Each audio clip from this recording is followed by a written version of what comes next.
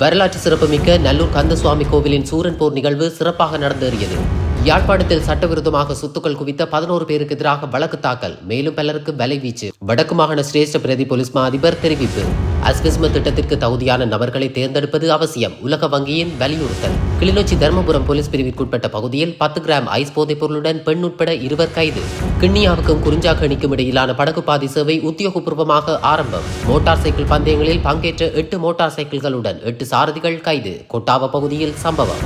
கணேமுல்ல சஞ்சீவ படுகொலையுடன் தொடர்புடைய இஷாரா சம்பந்திக்கு உதவிய ஆனந்தன் என்பவரின் வீட்டில் ஆயுதங்கள் மீட்பு. மத்திய அதிவேக நெடுஞ்சாலையில் அதிகாலையில் இடம்பெற்ற விபத்தில் ஒருவர் உயிரிழந்துள்ளதுடன் 2 பேர் படுகாயம். வவுனியா புளியங்குளம் வடக்கு ஏனையன் வீதி புதூர் சந்தியில் தோட்டக்காணி ஒன்றுக்குள் போடப்பட்டிருந்த மின்வேலியில் சிக்கி யானை உயிரிழப்பு. இலங்கையின் ஏற்றுமதி அபிவிருத்தி வலயங்களில் கஞ்சா பரிசையை மேற்கொள்ள வெளிநாட்டு முதலீட்டாளர்கள் பலரும் ஆர்வம், முதலீட்டு அபிவிருத்தி சபையின் தலைவர் தெரிவிப்பு. யாழ்ப்பாணம் சுன்னாகம் போலீஸ் பிரிவிற்குட்பட்ட புன்னாலை கட்டுவன் பகுதியில் 33 வயதுடைய ஹெரோயின் வியாபாரி கைது. 2400 மில்லிகிராம் ஹெரோயின் மீட்பு.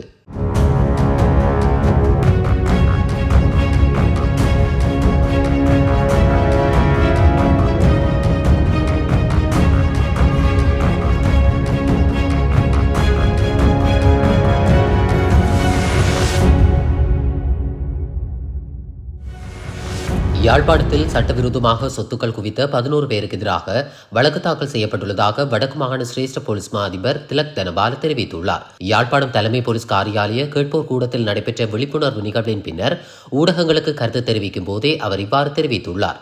11 பேர் மட்டுமல்லாமல் மேலும் பலருக்கு எதிராக இவ்வாறு வழக்கு தாக்கல் செய்வதற்கான நடவடிக்கைகளை மேற்கொண்டு வருகின்றோம். பொதுமக்களிடம் பெறுகின்ற தகவல்களின் அடிப்படையில் சட்டவிரோதமாக சொத்துக்களை குவித்தவர்கள், போதைப்பொருள் வியாபாரத்துடன் தொடர்பில் உள்ளவர்களுக்கு எதிராக இவ்வாறு நடவடிக்கை எடுக்க உள்ளதாக அவர் மேலும் தெரிவித்துள்ளார். 2026ஆம் ஆண்டிற்கான உலகின் 2வது சிறந்த பயண இடமாக யாழ்ப்பாணம் பெயரிடப்பட்டுள்ளது. உலகளாவிய பயண ஊடக நிறுவனமான லோன்லி பிளானட் நிறுவனம் வெளியிட்டுள்ள அறிக்கையில் இது குறிப்பிடப்பட்டுள்ளது. அத்துடன் யாழ்ப்பாணம் தனித்துவமான கலாச்சார பாரம்பரியத்தை கொண்ட இடமாக அமைந்துள்ளமையினால் உலகளாவிய ரீதியில் பலரின் ஈர்ப்பை மீண்டும் உறுதிப்படுத்தியுள்ளது. கந்தசஷ்டி விரதத்தின் 6ஆம் நாளான இன்று வரலாற்று சிறப்புமிக்க நல்லூர் கந்தசுவாமி கோவிலில் சூரசம்ஹாரம் சிறப்பாக இடம்பெற்றுள்ளது.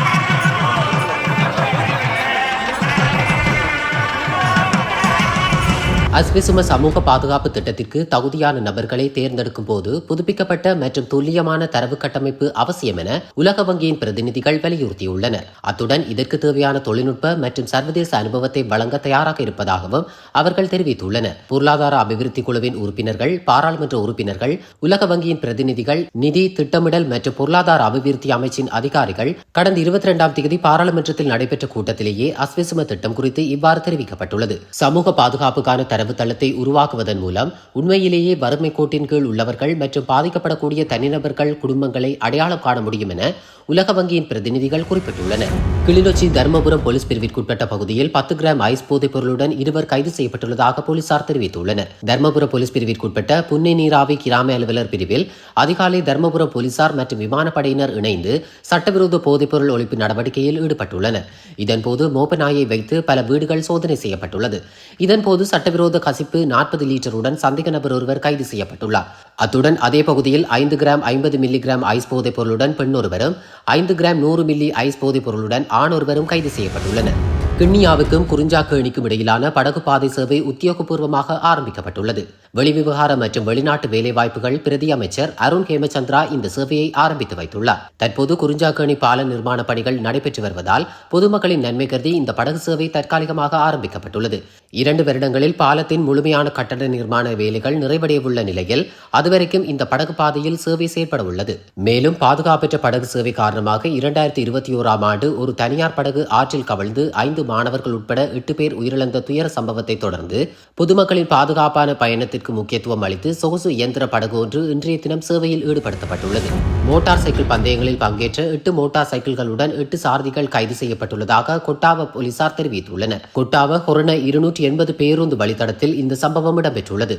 மத்தைகுட, பிரம்மநாகம, கலல்கொட, ருக்மல்கம, பத்ரமுல்லை மற்றும் ஹிரிப்பிட்டிய ஆகிய பகுதிகளைச் சேர்ந்த 20 முதல் 25 வயதிற்குட்பட்டவர்களே இவ்வாறு கைது செய்யப்பட்டுள்ளனர்.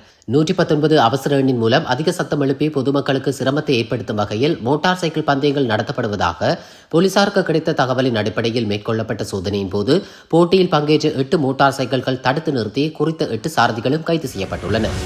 கணேமுல சஞ்சீவ படுகொலையுடன் தொடர்புடைய இஷாரா செவ்வந்திக்கு உதவிய ஆனந்தன் என்பவரின் வீட்டில் ஆயுதங்கள் கைப்பற்றப்பட்டுள்ளதாக கொழும்பு போலீஸ் குற்ற தடுப்பு பிரிவினர் தெரிவித்துள்ளனர். இஷாரா செவ்வந்தி இந்தியாவிற்கு தப்பிச் செல்ல படகு ஏற்பாடு செய்து கொடுத்து உதவியமை தொடர்பில் கைது செய்யப்பட்டு போலீஸ் தடுப்பு காவலில் வைக்கப்பட்டுள்ள ஆனந்தன் என்பவரின் வீட்டில் மேற்கொள்ளப்பட்ட சோதனையில் ஆயுதங்கள் கைப்பற்றப்பட்டுள்ளது.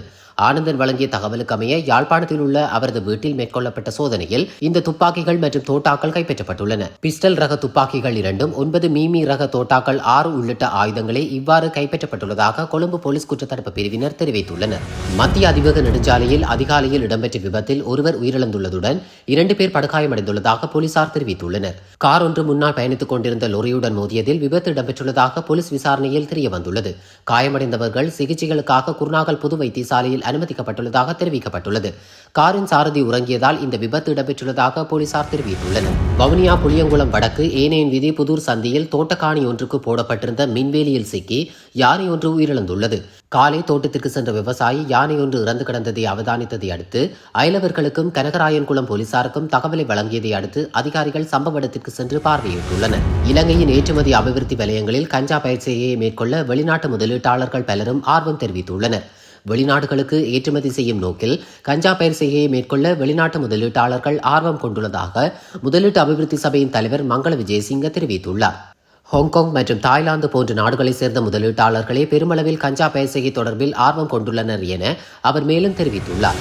யாழ்ப்பாணம் சுன்னாகம் போலீஸ் பிரிவிற்குட்பட்ட புன்னாலைக்கட்டுவன் பகுதியில் 33 வயதுடைய ஹெரோயின் வியாபாரியொருவர் கைது செய்யப்பட்டுள்ளார். குறித்த கைது நடவடிக்கையானது அதிகாலை இடம்பெற்றுள்ளதுடன் இதன்போது அவரிடமிருந்து 2400 மில்லிகிராம் ஹெரோயின் மீட்கப்பட்டுள்ளது. யாழ் மாவட்ட சிரேஷ்ட போலீஸ் அத்தியட்சகரின் கீழ் இயங்கும் போலீஸ் புலனாய்வு பிரிவினருக்கு கிடைத்த ரகசிய தகவலின் அடிப்படையில் சுன்னாகம் போலீஸ் நிலைய பாரிய குற்றத்தடுப்பு பிரிவு பொறுப்பதிகாரியின் தலைமையிலான போலீஸ் குழுவினரால் இந்த கைது நடவடிக்கை முன்னெடுக்கப்பட்டுள்ளது.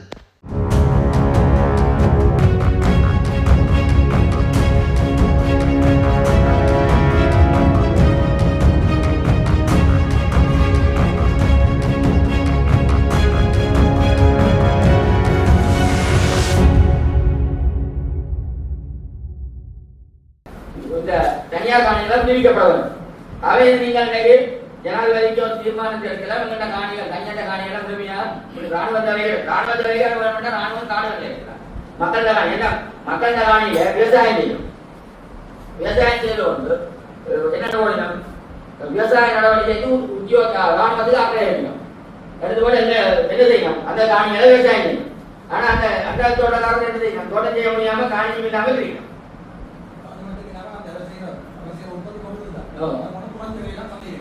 அவைக்கு உற்பத்தி செலவில்லை தானே காய்ச்சி வாடகை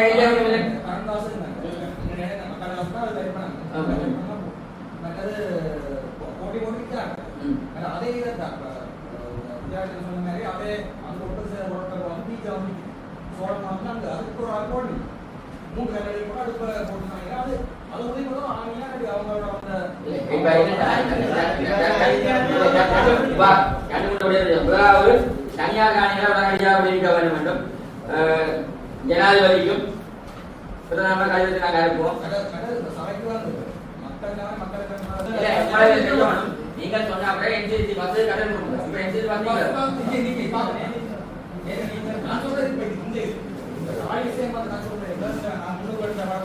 காணி உரிமையாளரை நான் காய்ச்சிருக்கிறேன். கேஸ் போடுறாரு அவரை காணி உரிமையாளரை இலவசமா கேஸ் போடுறதுக்கான ஏற்பாடு நாங்கள் செய்யப்பட்டது. அதுதான் அதுக்கு என்னண்டா அது விடுவிக்கப்படாத காணி எங்க ஆபீசர் போய் அதை தலையிடலாம். நான் என்ன செய்யலாம் அந்த காணி ஓனர் கல்ல போடுறீங்க கல்லின காணிக்கு கடினம் நாங்கள் ஓய்வுக்கு போட்டா ஓய்வு எழுதினோம் அந்த காணிகளிடம் ராணுவத்திலிருந்து கையளிக்கப்படாத காணிகளாக இருக்கிறேன். ஆனா நான் என்ன செய்யறேன் என்னுடைய அதிகாரத்தை நேரடியாக கடிதம் செய்யறவுடன் நீங்க அப்படி எங்கெங்க காணியில என்னென்ன காணி உரிமையாளர் முறையிட்டு உடனடியாக கட்டத்தை நிப்பாட்டுவோம் செய்யணும். ஆகவே நாங்கள் இதை தான் இருப்போம். மக்கள் தனியார் காணிகளை உடனடியாக வெளிநாடு வழக்கில் உள்ள 2500 மேற்பட்ட ஏக்கர் நிலங்களை விடுவிக்கப்பட வேண்டும். நாங்கள் ஜனாதிபதிக்கு முன்வைப்போம். அதை உதயசங்கர் அவர்கள் முன்மொழிந்து வைத்தேன்.